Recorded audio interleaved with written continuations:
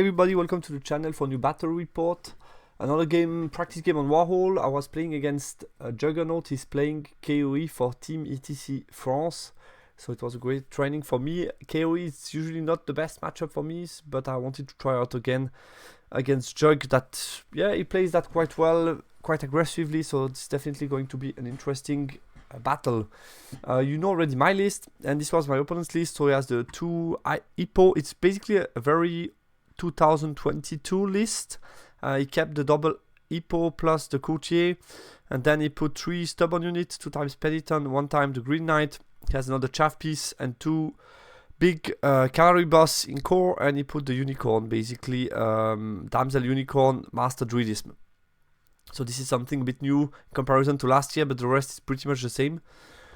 Settings, we played all the ground and then cycle, which is very aggressive setup. I think spell-wise, I picked 2 and 4 from Pyro and 1 and 3 from Shamanism, and on the right you have his spell selection.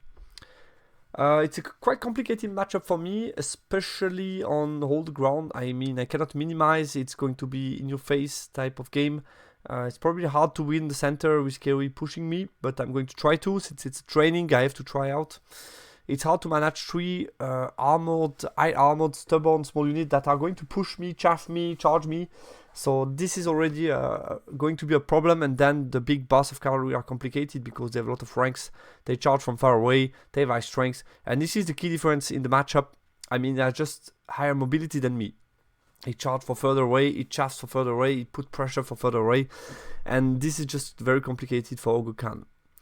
Deployment wise, he won the roll for side, took the hill and the big center, which makes sense, and I drove for first turn to try to neglect a little bit the advantage that he already has on the map. I deployed the following: the single models on the flank, the combat merc vets, the shooty merc vets in the middle with the 2 character BSB general, the mages within the bruisers on the left, and then the small chaff unit towards the middle. His deployment, he put the Green Knight here, Penitent, Feudal, Ordo on the far right, try to cover the flank, Courtier, the 2 Hippos, and the Yeoman here. My turn 1, push a bit, especially here on the left flank, try to close up towards the middle, and here I basically found a position where I can cover the middle, especially the position of the Yeoman, and also the position of those guys pushing forward. You don't want to take any leadership check, panic, non-rerollable check here on the side. So I think here that should be enough to keep them at bay. In Magic Phase, I got Fireball, 1 wound on the Courtier, and then shooting I killed 3 of the Feudal. His turn 1, pushes the Penitent forward. Here it's just simulation of the placement. Just move a bit forward as you can see in the position, and here he kept a big distance between us. He don't want any turret check, and he goes basically on the hill with the 2 flyers plus the Feudal boss. In Magic Phase, he healed 2 Feudal. And then he also got Hereditary with 2 dice against 3, which is annoying because it's more buffs for him later on, basically automatic buff. My turn 2, took a long charge with the giant, no downside. Basically I would stop in front of the house. Actually I was looking forward to stop in front of the house because I felt it's a good position to cover the flank of those guys, and I forgot about that, what was the initial ID. So I just took the charge on 11, got that in the flank of the Penitent, but he has a counter charge with the Fee Knight here, so we'll see how that goes. I pushed my chaff forward, but didn't manage to chaff them really properly. It stops some of his charge options, but not all of them. Other than that, I decided to go with 2 units within 6 of the middle to try to contest the middle. And the rest here, I couldn't push much because of his position here. And yeah, that's it here. I just made the charge impossible. With the Penitent, they cannot charge the Tribesman because they see my flank. They cannot close the door. You only see those 2 units, which I'm not too afraid of. In Magic Phase, what I completely missed is the fact that those guys, by wheeling, I felt behind the wall, Ligatonk, hitting me on 5, should be fine. But actually has +1 to hit with Horizon that I completely forgot about. And this guy charging in my flank could also be an issue because it's adding so much combat res. So way too risky move here, and I didn't realize that until the start of his turn.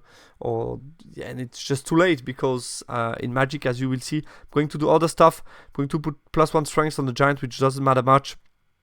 Then I got 2d6 strength 4 that killed this chaff piece, which is nice.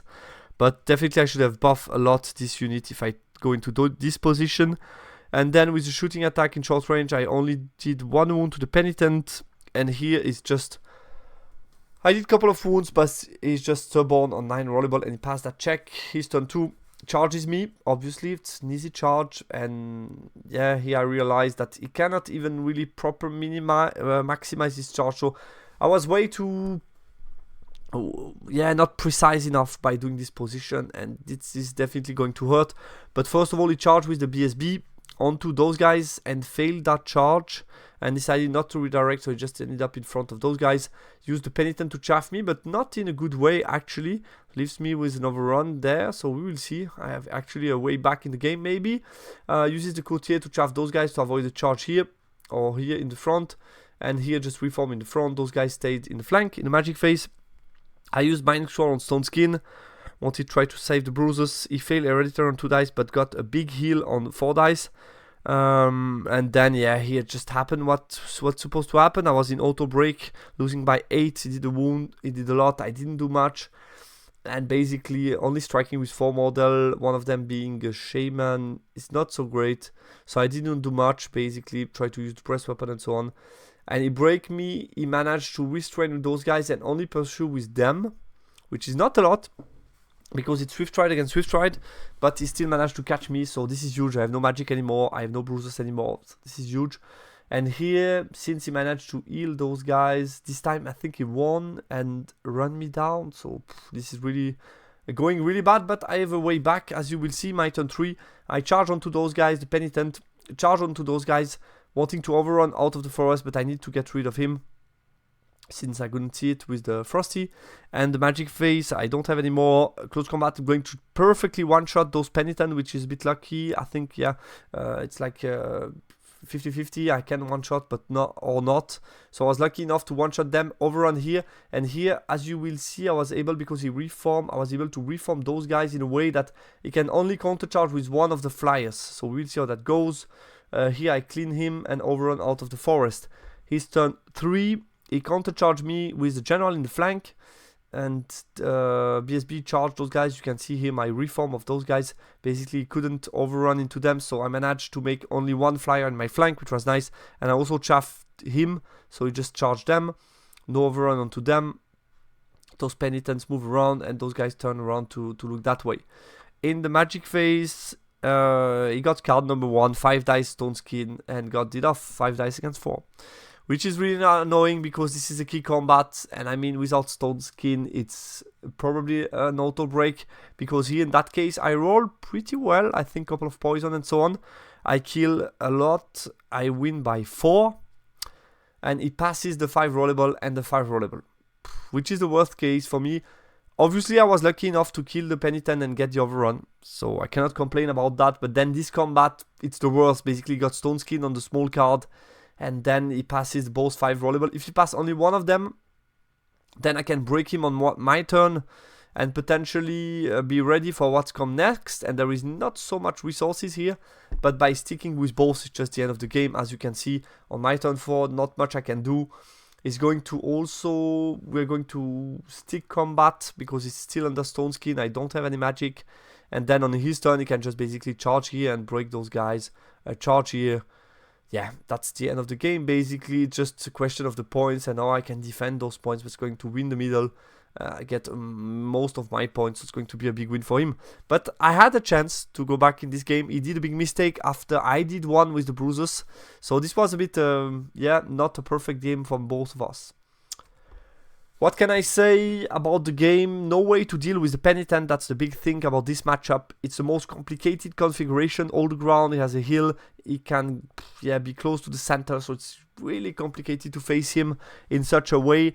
2 big mistakes on each side. I started by misjudging the maximization and the charge of the Feudal Burst. Forgot about the +1 to hit from Horizon. We changed a lot. So yeah, this was really stupid for me. And after that, bad chaff from Juggernaut part, and I could get the overrun and try to turn around the match. But then he got Stone Skin on 5 dice and got 2 -4 important leadership check that he passed. That just made game over. So it was a quick game, a funny one, but not the best quality game. But sometimes it's also funny to watch that in Battle Report, I guess. Guys, thanks a lot for watching. I hope you liked it, and talk to you soon for another practice game. Bye bye.